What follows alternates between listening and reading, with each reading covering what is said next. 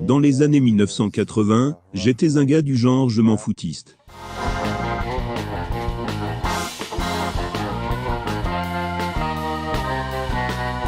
Je buvais beaucoup et faisais beaucoup la fête. Et j'ai été affecté à Tucson, en Arizona, et je travaillais sur un chantier de construction. Et l'un des gars a apporté de l'eau du Mexique qui était contaminée. Et je l'ai bu accidentellement. J'ai eu une attaque, ayant contracté le choléra, et environ 72 heures plus tard, j'étais à plat sur le dos, et en substance déshydratée. C'est à ce moment-là que je suis décédé. J'ai su que j'étais mort, parce que je porte des lunettes, car je suis très myope. La première chose que j'ai remarquée, est que je ne portais pas mes lunettes, mais je pouvais voir clairement à travers la pièce. Et quand j'ai tourné ma tête, j'ai remarqué que mon corps ne bougeait pas. J'étais sorti de mon corps, planais, et voyais mon propre corps en bas. Et la prochaine chose, est que je suis passé à travers le plafond de la pièce dans laquelle j'étais, et je fus transporté dans un vide très très obscur.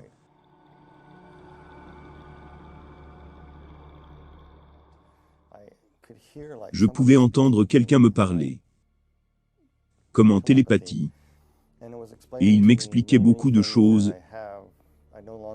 dont je ne me souviens plus, mais l'idée majeure était le pourquoi de la vie. Pourquoi il y a le mal dans le monde, pourquoi ceci, pourquoi cela. Il dit, les questions que les gens posent tout le temps, te seront répondues, parce que tu vas être transporté vers cette lumière. Et au moment où tu arriveras, où se trouve cette lumière, tu sauras ce qui se passe. Tu sais que tu es mort. Tu sais que tu vas être jugé. Toutes choses, alors que tu voyages, te seront éclaircies, au point que tu saches que tout ce qui se passe, est juste le bien ou le mal. On allait à travers l'obscurité, et on approchait de la lumière, et j'ai remarqué sur le roc, il y avait ce gros bloc énorme juste au milieu de cette obscurité, et il y avait une personne assise sur un trône. Et de cet individu qui était assis dessus, émanait une lumière, une très puissante et brillante lumière. Et il y avait de l'amour et de la compassion, mais aussi une fermeté et de l'équité qui émanait de cette personne. Qui est-ce? Et une question basique qui vint à moi, à travers ma pensée, c'était « Qu'est-ce que tu as fait avec le don de Dieu ?» C'était en fait Jésus qui me parlait. Il dit, si je te laisse entrer au ciel, avec ce que tu sais actuellement, ce ne serait pas juste. Tu en fais déjà une mauvaise utilisation, et tu vas continuer à faire des choses similaires dans le ciel. Tu ne peux pas y aller. Il m'a dit qu'il m'accordait de voir un autre monde, auquel je n'y croyais pas, mais qui ne le sera plus. Et puis il a sorti toutes ses clés de sa tunique, et alors qu'il les prenait, on pouvait voir les marques où les clous étaient, un peu comme dans la région du poignet, et c'était comme si elles avaient séparé les os. C'est un peu traumatisant de voir ça. Et il avait ses clés étaient de forme et de design étranges. Et il s'est dirigé vers un endroit, et il a mis cette clé dans ce qui ressemblait à une porte, et la porte s'est ouverte. Puis un voile est venu, et il faisait sombre. Je ne pouvais pas tout voir. Je pouvais voir le Seigneur, et j'ai été déplacé vers cette porte, et je suis passé par cette porte dans un vide. Il y avait des tornades à multivortex, qui avaient lieu dans le tunnel, tournaient effroyablement autour, grondaient et grondaient, tournaient.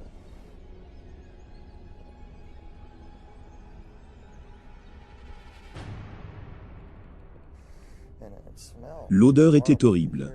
Je pouvais entendre des hurlements, des cris. La chose dont je me souviens le plus, étaient des bruits de succion, et des cris.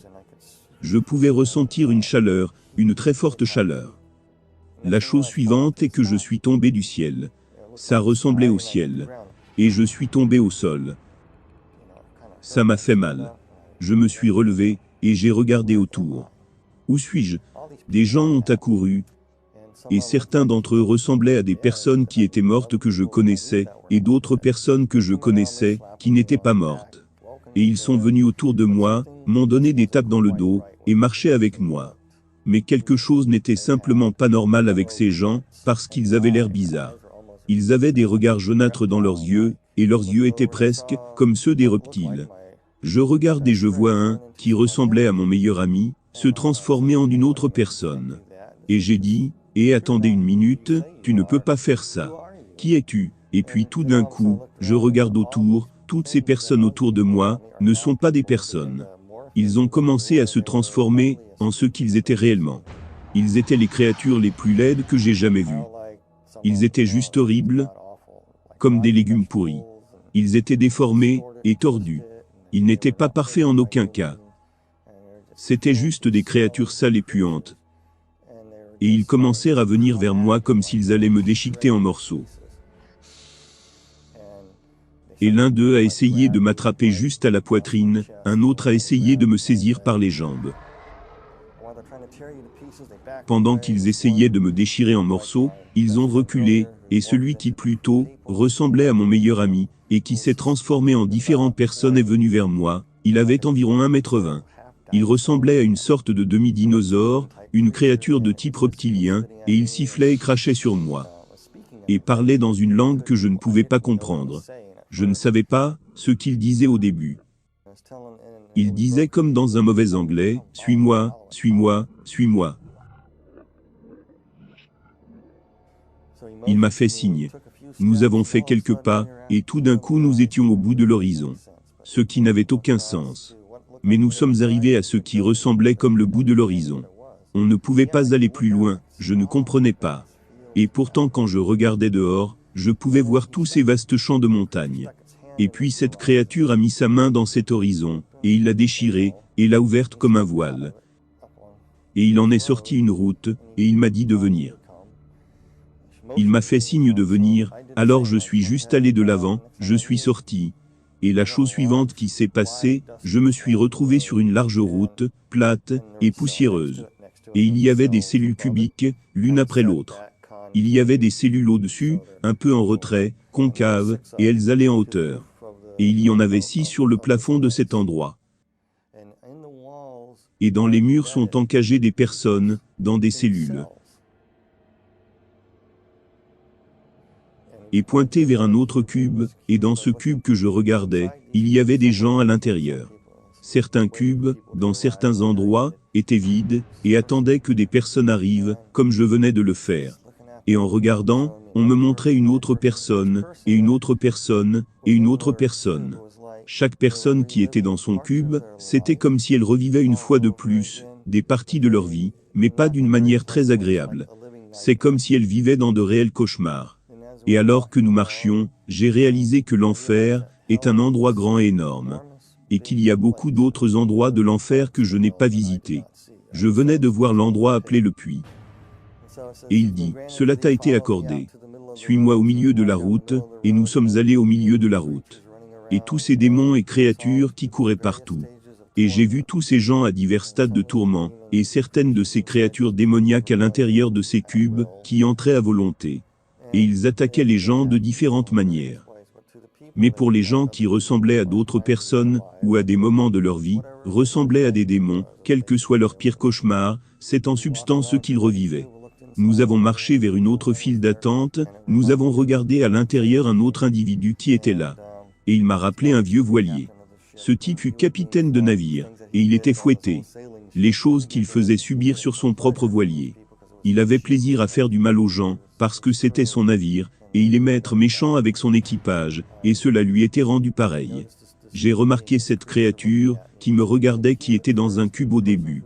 Et cette personne qui me regardait, cet individu particulier, c'était l'une des plus grandes créatures, avec un visage tournant tout autour. Il avait une belle couleur violacée. Une sorte de belle créature, mais hideuse en même temps. Il avait un visage tournant autour. Très séducteur, très flatteur, très persuasif.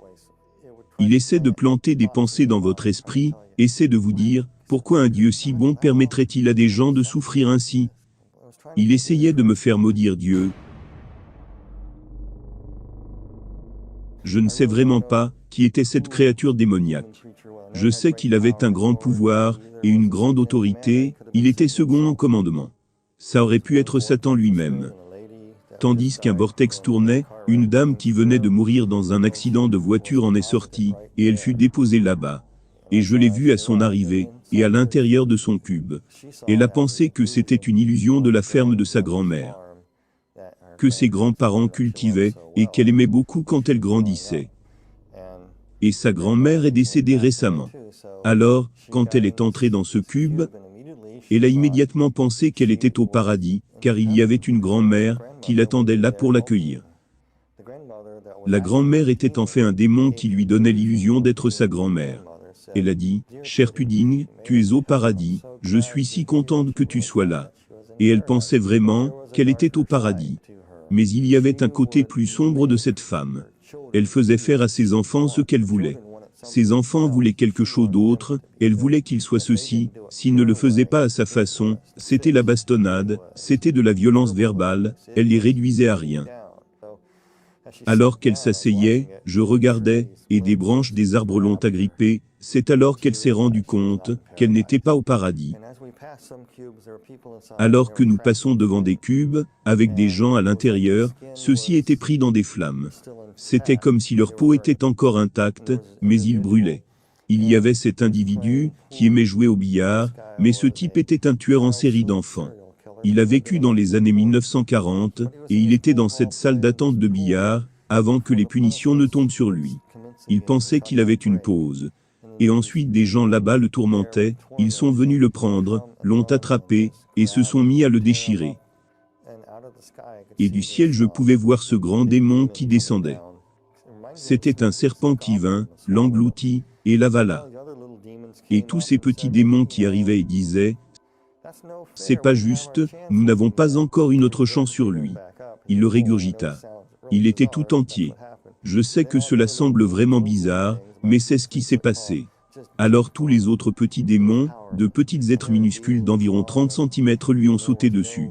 Et ils le battaient, le griffaient. C'était un constant tourment. Tout ce qu'il avait fait, lui fut payé. Je suis arrivé à ce cube et je regardais, c'était une femme, elle était vêtue de beaux vêtements. Elle était en gros une prostituée du temple. Elle était une personne qui est morte à Cornut vers 69 après Jésus-Christ, pour un prix qu'elle aurait un nouveau-né, un fils, pour une raison quelconque. Leur religion était quelque chose d'étrange. Quand vous avez un nouveau-né, vous l'offrez à une statue. Et il y a des flammes sous la statue, où vous mettez le bébé. Et le bébé est brûlé. Et la voici dans ce temple, il n'y avait pas de répit à son tourment, c'était comme presque tous les petits bébés qu'elle a brûlés, qui étaient les siens, ou d'autres personnes, la tourmentaient. Ils se jetaient sur elle, marchaient sur elle et la déchiraient. Et elle criait. Et j'ai dû me détourner et continuer à marcher.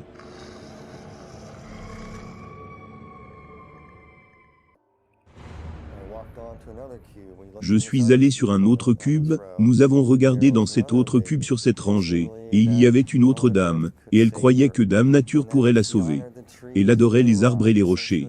Elle était dans l'adoration de la nature, et une partie de leur pratique religieuse serait de sortir dans les champs, et de danser autour du feu, avec un groupe d'autres personnes faisant la même chose. Les gens qu'elle pensait être avec elle, étaient en fait des démons. Et il venait maintenant vers elle et lui disait, « Tu as fait ceci, cela », il lui montrait une pierre. « Tu penses que cette pierre va te sauver ici ?» Et il la frappait avec. Alors qu'elle se tenait là, les démons se sont penchés sur elle, et ont arraché sa bouche, ont arraché sa langue, et une partie de son visage. Tu pensais cela? Non, les pierres ne vont pas te sauver, personne ne peut te sauver ici. Alors ils lui ont arraché, ils ont juste pris sa peau, et l'ont juste pelée. C'était vraiment lent et atroce. Et pour ne laisser rien que son squelette. Et il prenait les os, et les brisait. Et elle sentait toutes ces choses. Puis son corps se remettait ensemble, la chair se remettait ensemble, et elle était à nouveau entière, et tout recommençait. Et une chose différente se produisait.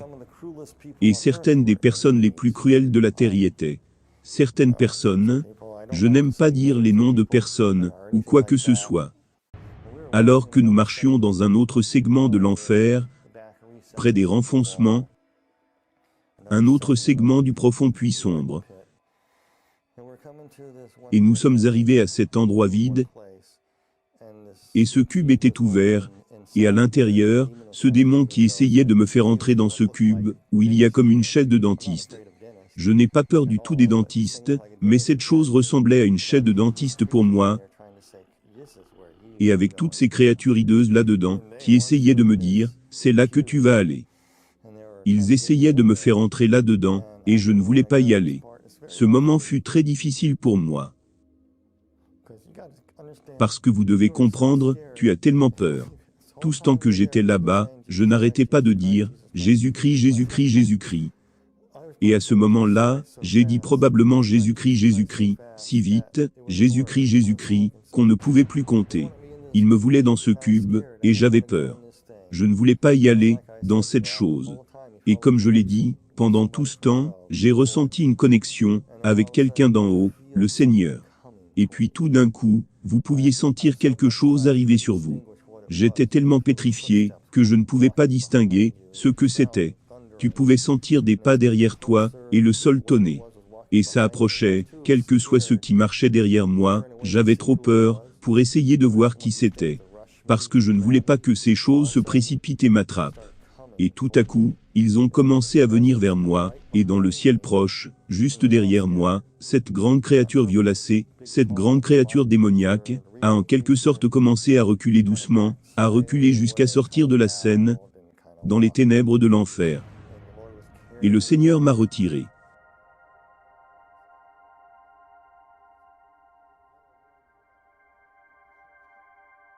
C'était Jésus, il est venu me chercher.